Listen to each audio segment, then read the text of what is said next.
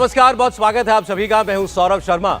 5 राज्यों में विधानसभा चुनाव की वोटिंग शुरू होने से महज 3 दिन पहले देश की सियासत में एक नया बवंडर खड़ा हो गया है। छत्तीसगढ़ के मुख्यमंत्री भूपेश बघेल पर 508 करोड़ रुपए की रिश्वत लेने का आरोप लगा है।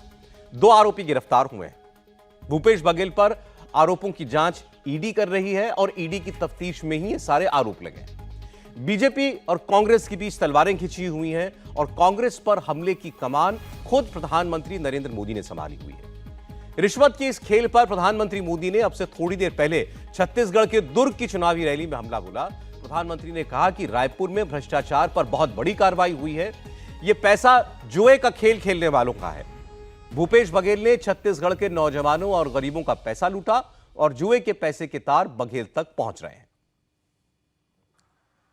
छत्तीसगढ़ की कांग्रेस सरकार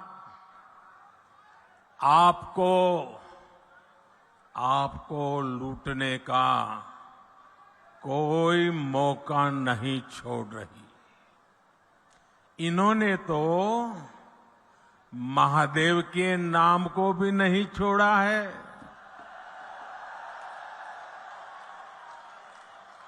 दो दिन पहले ही रायपुर में बहुत बड़ी कार्रवाई हुई है। रुपयों का बहुत बड़ा ढेर मिला है। लोग कह रहे हैं कि ये पैसा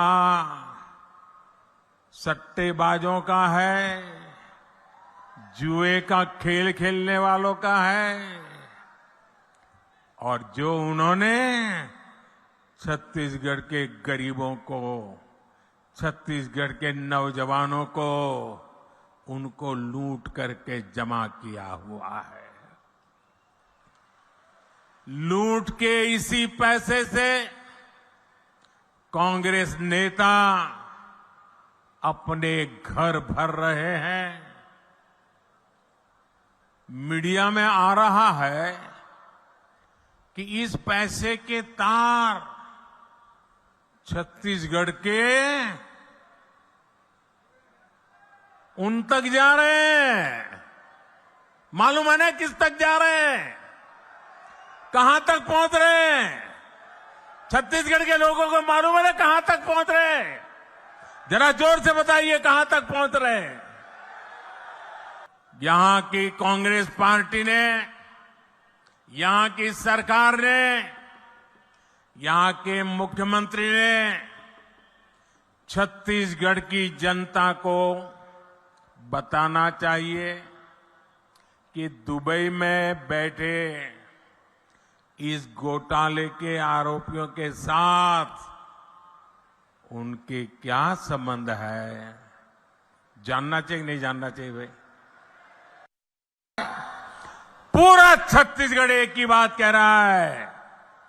जब सरकारी दफ्तर से निकलता है तो एक ही बात बोलता है, 30% कक्का, आपका काम पक्का। 30% कक्का, आपका काम पक्का। कांग्रेस की हर घोषणा में 30% का खेल पक्का है।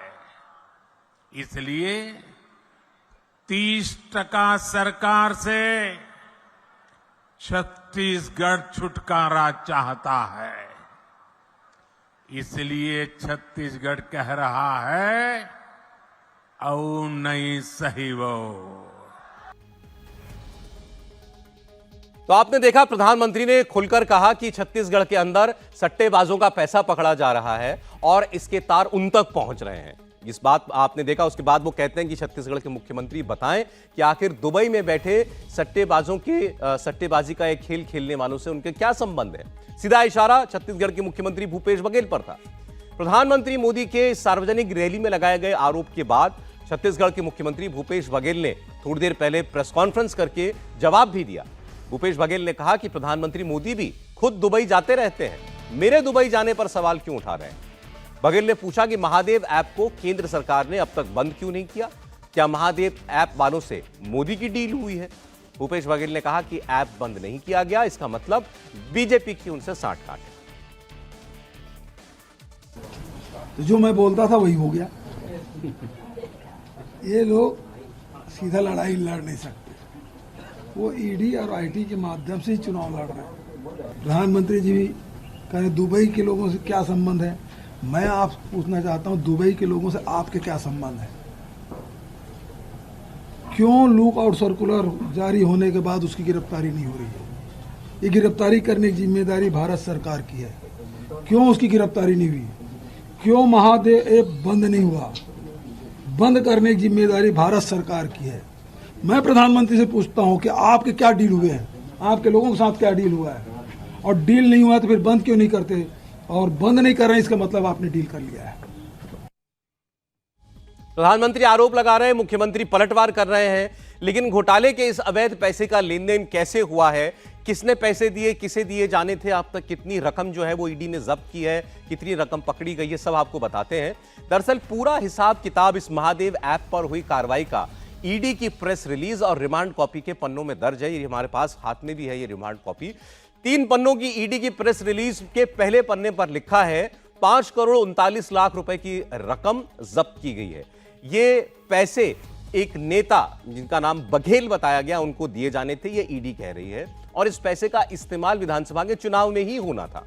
ईडी के मुताबिक 508 करोड़ रुपए भूपेश बघेल को दिए गए। इस प्रकार के एलिगेशंस, इस प्रकार के आरोप जांच में सामने आ रहे हैं। ये पैसे महादेव बेटिंग ऐप के मालिकों ने छत्तीसगढ़ की सरकार में मौजूद अफसरों तक और नेताओं तक पहुंचाए, ताकि उनका ये काला धंधा चलता रहे और गरीबों का पैसा वो लूटते रहें। ये ईडी की कार्रवाई में ईडी की तरफ से ही बताया जा रहा है। ईडी ने कोर्ट में इसके अलावा जो 2 लोग उसने गिरफ्तार किए हैं, उनकी रिमांड कॉपी जो पेश की गई है, उसमें भूपेश बघेल को पैसे की डिलीवरी की पूरी क्रोनोलॉजी भी समझाई है। यूएई में मौजूद असीम दास को महादेव बेटिंग ऐप के प्रमोटर्स ने रायपुर जाने का फरमान जारी किया। असीम दास से कहा गया कि वो रायपुर जाकर इस पैसे की डिलीवरी करे, ताकि इन पैसों का इस्तेमाल छत्तीसगढ़ के चुनाव में किया जा सके। और ईडी इन सारी बातों में खुलकर कांग्रेस पार्टी का नाम भी ले रही है। ये कह रही है कि रूलिंग पार्टी को पैसा जाना था और छत्तीसगढ़ की मुख्यमंत्री का भी नाम उसमें कई बार लिया गया। कोर्ट में पेश आरोपियों की रिमांड कॉपी में जो लिखा है बहुत चौंकाने वाली बात है। महादेव बेटिंग ऐप के मालिक सौरभ चंद्राकर के करीबी और महादेव ऐप के बड़े अधिकारी शुभम सोनी ने असीम दास को एक वॉइस नोट भेजा, वॉइस मैसेज भेजा। इस वॉइस मैसेज की रिकॉर्डिंग ईडी को असीम दास के फोन से बरामद हुई है। फोन की फोरेंसिक जांच भी की गई है। इस वॉइस नोट में क्या क्या बातें हैं उसकी पूरी डिटेल ईडी की इस रिमांड कॉपी के अंदर मौजूद है और उसका ट्रांसक्रिप्ट ईडी ने लिखा हुआ है। उसमें साफ लिखा है कि जो व्यक्ति है जिसको कैश कुरियर बताया गया है, उसको कहा गया कि वो तुरंत भारत जाए और भारत जाकर के वो जो पैसा है वो पैसा बघेल जी को मुहैया कराए। और ये सारी बातें उसके अंदर रिमांड कॉपी में और तफसील से लिखी हुई हैं। लेकिन अब ये कितना सियासी मामला है और जो कानूनी पहलू हैं उसके वो किस ओर इशारा कर रहे हैं, भूपेश बघेल के वाकई किसी परेशानी में पड़ते हुए दिखाई दे रहे हैं। बात करने के लिए हमारे साथ 2 मेहमान स्टूडियो में मौजूद हैं, सीनियर जर्नलिस्ट राहुल महाजन जी और समीर चौगांवकर साहब। राहुल जी, समीर जी, बहुत स्वागत है आपका। आपने भी अब तक स्टडी कर लिया हुआ है पूरा मामला क्या है। आज तो प्रधानमंत्री ने रैली से साफ तौर पर इसको उठा दिया। क्या लग रहा है आपको? ईडी कह रही है सीधा मुख्यमंत्री का नाम लेकर के 500 करोड़ रुपया जो है आरोप है कि उन तक पहुंचाया गया किश्तों में। देखिए, पहले तो ये समझना चाहिए कि भाई छत्तीसगढ़ी क्यों। तो जो सौरभ चंद्राकर हैं और रवि उप्पल, जो 2 लोग महादेव ऐप के मालिक बताए जा रहे हैं, ये दोनों जो हैं छत्तीसगढ़ के रहने वाले हैं और इस कारण से छत्तीसगढ़ प्रोमिनेंस में आता है। ठीक है। अब ये भी बातें सामने आई है कि ये महादेव ऐप जो है एक ऐप है, उन्होंने 11 और ऐप जो हैं वो खरीदे थे और वो अलग अलग ऐप्स के जरिए ऑपरेट करते थे। अब ईडी की जांच में क्या आएगा सामने, वो देखने की बात है। अब छत्तीसगढ़ में इसमें पैसा कैसे जाता था, इसमें ऑनलाइन भी पैसा जाता था। ये भी माना जाता है कि इसमें कैश ट्रांजैक्शंस भी होते थे। अब उसके कारण छत्तीसगढ़ में और प्रोमिनेंस इसलिए आ जाती है कि अगर कैश ट्रांजैक्शंस होते थे तो कोई वहाँ पे होगा जो इस कैश ट्रांजैक्शंस को हैंडल करता होगा, या कैश लेकर फिर ऑनलाइन करता होगा, क्योंकि ऐप है तो कोई कैश लेता होगा फिर ऑनलाइन लगाता होगा पैसा। तो ये कारण है जिसके कारण छत्तीसगढ़ का नाम इसमें आता है। अब ये बात आती है कि असीम दास जिसको पकड़ा गया है, उसके पास से कैश मिला है। उसमें बात आई कि वो जो है किसी ये चुनाव में पैसा लेके जा रहा था और ये चुनाव में दिया जाना पैसा था। और जैसे बघेल नाम आपने खुद कहा कि बघेल नाम की किसी जो है नेता को ये पैसा दिया जाना था। इस कारण से सवाल उठ रहे हैं कि क्या जो मुख्यमंत्री हैं भूपेश बघेल, उनको ये पैसा दिया जाना था या उनसे कोई किसी तरह की डीलिंग थी। फिर एक और नाम जो है, एक भीम यादव करके एक कांस्टेबल को भी ईडी ने अरेस्ट किया है। उसमें भी ये बात आ रही है कि वो कई बार दुबई गया था और उसके भी कनेक्शंस हैं इसमें। तो इस तरह की बातें जो हैं सामने आई हैं। इसमें बड़ी बात ये है कि ये शुरू कैसे हुआ। ये शुरू ऐसे हुआ कि दुबई में जो उनमें से जो दोनों मालिक बताए जाए, उनमें से किसी की शादी थी जिसमें एक फंक्शन हुआ जिसमें कि बहुत सारे जो हैं बॉलीवुड के सितारे वहाँ पहुँचे और उन बॉलीवुड के सितारों के पहुँचने की सारी तस्वीरें, और ये बात आई कि 200 करोड़ रुपया उसमें खर्च किया गया उस पूरी पार्टी में और उस शादी में। और 200 करोड़ रुपया जब खर्च किया गया तो वो बातें होने लग गई और इस कारण से, बहुत सारे सितारों के जाने के कारण से और इस इतना पैसा खर्च होने के कारण से वो प्रोमिनेंस में आया और उसके बाद जो है जांच जो है उसने तेजी पकड़ी। अब इसमें ये भी बात आ रही है कि इसमें पाकिस्तान की तरह के भी कुछ लोग उस पार्टी में मौजूद थे, उस जगह पे मौजूद थे, तो उसकी भी जांच चल रही है। तो ये जो सट्टेबाजी का पूरा मामला है ये सब अब मिल गया। एक तो स्कैम है सट्टेबाजी का, दूसरा ये है कि राजनीति में उसका पैसा कैसे इस्तेमाल हो। बिल्कुल ठीक बात, आपने दोनों पहलू अलग कर दिए, बात ठीक है। एक तो ये चल रहा है कि ये सट्टेबाजी का खेल चल रहा है, जुएबाजी चल रही है, उसका अपना नेटवर्क है। और आरोप यह है कि उसके प्रोटेक्शन मनी के तौर पर, ताकि उसको पुलिस ना पकड़े और उनके लोग ना पकड़े जाएं, ये पैसा पहुंचाया जाता रहा पुलिस के लोगों को, अधिकारियों को और नेताओं को। अब ये जो ईडी की जो रिमांड कॉपी है, देखिए इसमें खुल करके लिखा गया है, ये जो असीम दास से 5 करोड़ 39 लाख रुपया पकड़ा गया, ईडी ये कह रही है कि he named Asim Das named Bhupesh Baghel, CM of Chhattisgarh, as the intended final recipient of the cash seized from his control। कि असीम दास कह रहा है कि ये तो मुझे भूपेश बघेल को पहुंचाना था। फिर वो भूपेश सोनी के हवाले से आगे ये भी कहते हैं कि उसने ईमेल करके हमको बताया कि हमने तो 508 करोड़ रुपया भूपेश बघेल को पहुंचाया हुआ है। अब सवाल ये कि इन आरोपों में दम कितना है। ये भूपेश बघेल कह रहे हैं आपने एक आदमी पकड़ लिया, उससे मेरा नाम कहलवा दिया, इससे क्या साबित होता है समीर जी? देखिए, ये मामला सिर्फ 2 दिन का नहीं है। मैं आपको एक घटना की याद दिलाता हूँ। दिसंबर 2021 को ईडी ने बंबई के एक बिल्डर क्या रेट डाली थी। उस बिल्डर क्या रेट के जब ईडी को जानकारी मिली तो ईडी को ये जानकारी मिली कि छत्तीसगढ़ के एक व्यवसायी विजय भाटिया के पास हवाला से पैसा भेजा गया है। तब ईडी को लगा कि बंबई के एक बड़े बिल्डर का छत्तीसगढ़ से क्या लेना देना। उससे पूछा गया कि आपने छत्तीसगढ़ के अंदर प्रोजेक्ट शुरू कर, उसने कहा नहीं। तो ईडी के कान खड़े हो गए कि 200 करोड़ रुपया के करीब 100-125 करोड़ रुपए का ट्रांजैक्शन जो उस बिल्डर ने छत्तीसगढ़ ट्रांसफर किया था विजय भाटिया के पास। विजय भाटिया की जब जांच पड़ताल की गई ईडी ने कॉन्फिडेंशियल, तो उसमें ही निकल के आया विजय भाटिया मुख्यमंत्री का बहुत करीबी रहा है और उसके सीधे संबंध मुख्यमंत्री के सलाहकार विनोद वर्मा के साथ और मुख्यमंत्री के ओएसडी दूसरा एक और वर्मा है मनीष वर्मा, उसके साथ रहे। ईडी के ने तब वहां से छत्तीसगढ़ में जांच शुरू की और ईडी को ये वहां से लिंक मिलती चली गई कि दुबई से आने वाला पैसा बंबई आता था और बंबई के रूट से वह छत्तीसगढ़ में जाता था। ईडी बहुत लंबे समय से लगी थी।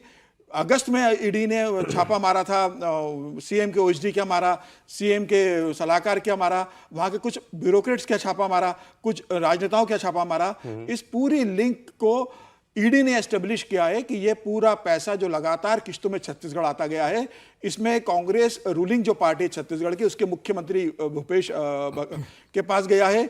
इसके अलावा वहां के कई मंत्रियों के पास गया है। समीर जी, फिर तो सवाल ये उठेगा ना कि अगर इतना सब कुछ ईडी के पास है तो अभी तक कार्रवाई के नाम पर क्या आपने भूपेश बघेल के ओएसडी, राजनीतिक सलाहकार सबके ऊपर रेड कर ली, वो तो अरेस्ट नहीं हुए उनके, इसका मतलब आपको उनके खिलाफ कुछ नहीं मिला? नहीं, ऐसा नहीं था। पैसा तो कहेगी ना, बिल्कुल कहेगी, लेकिन ईडी उसको एस्टेब्लिश करना चाह रही थी किसी भी प्रकार से हाथ डालने के पहले। और मुझे लग रहा है कि जब ईडी ने कल 2 तारीख को ट्राइडेंट होटल में जो 5-5.5 करोड़ के रुपए के साथ असीम दास पकड़ाई में आ चुके हैं, और इसके अलावा जो एक ऐप जो महादेव ऐप है, इसका जो प्रमुख कर्ता धर्ता का बहुत राइट हैंड है शुभम सोनी, उसकी भी ईडी के पास बहुत इंफॉर्मेशन आ गई है और अब उन्होंने कह दिया है कि यह पैसा भूपेश बघेल, आप देखिए 4.5 करोड़ रुपया रिकवर हो चुका है छत्तीसगढ़ के अंदर। इतने छोटे से राज्य के अंदर 4.5 करोड़ रुपया किस पर्पज से आया था? राजस्थान और मध्य प्रदेश जैसे राज्यों में इतना पैसा ईडी नहीं अच्छा, पकड़ देखिए, पाई है। तो मुझे अच्छा, लग रहा है कि ईडी के पास इस बात का पुख्ता सबूत है कि इसमें भूपेश बघेल का इन्वॉल्वमेंट है। एक तो ईडी के पास, ईडी ने रेड की, एक आदमी ईडी के पास है कैश, उससे कैश भी मिल गया, वो कह रहा है कि साहब ये सीएम को मुझे पैसा देना था। ऐसे मामले में ईडी क्या करेगी आगे? एक आदमी सीधे चुनाव के बीच में अगर वो सीधे सीएम का नाम ले रहा है। देखिए, इसमें बहुत सारे अभी लीगल लूप होल्स हैं। वो पैसा एक व्यक्ति के पास से मिला है, असीम दास, जिसके पास से मिला उसे प्रूव करना पड़ेगा कि पैसा कैसे आया। दूसरी बात है कि वो पैसा, वो उसका कहना है, असीम दास का कहना है कि मैंने एक्स पॉलिटिशियन को पैसा देने के लिए मुझे कहा गया था। चलिए, ये बात उसकी कहनी है। फिर एक आता है कि मुझे एक्स आदमी ने, जो कि दुबई में है, उसने ईमेल करके कि तुम जाओ, ये फोन की रिकॉर्डिंग आपने कहा हाँ, है कि तुम इंडिया जाओ और मैं तुम्हें वहां पर पैसा दिलवा दूंगा। तो ये बात आती है। तो एक चेन एस्टेब्लिश होती है कि दुबई से पैसा आया, असीम दास उस पैसे को किसी को देने वाला था। असीम दास का कहना है कि वो जो है एक पॉलिटिशियन को ये पैसा देने वाला था। यहां तक ठीक है, लेकिन उस पॉलिटिशियन को पैसा मिला, उसके पास से पकड़ा गया, किसी और के पास से पकड़ा गया।